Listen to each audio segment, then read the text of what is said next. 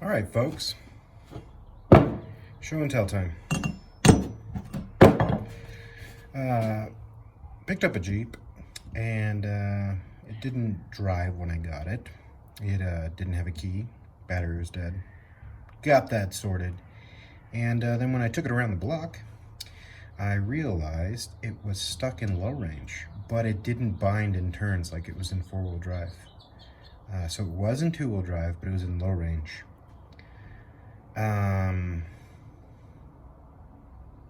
Looked at the shift linkage and realized everything was fine. Went ahead, pulled the transfer case, tore it apart, and here's what I found.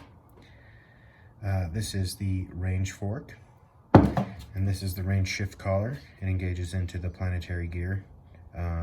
Depending on the position, you get 4 low, or you get neutral, or it backs out here and you get direct drive, where the actual case of the planetary drives it instead of the planetary gears driving it. But the failure was the nylon bushings that are on here wore out and allowed the shift fork to actually, this collar will slide right through it.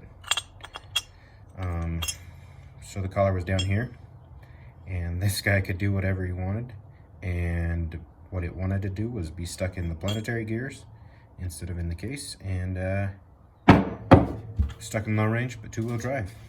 What I ended up doing was I just went to the junkyard, tore apart another NP231, pulled these out of it, slapped it back together. 18 bucks from the junkyard. You could replace the transfer case, or you could get these parts online. I'm just flipping this thing, so I went the easy way for that, cheap way. And that's those parts, they looked fine. It's just as good as getting new parts.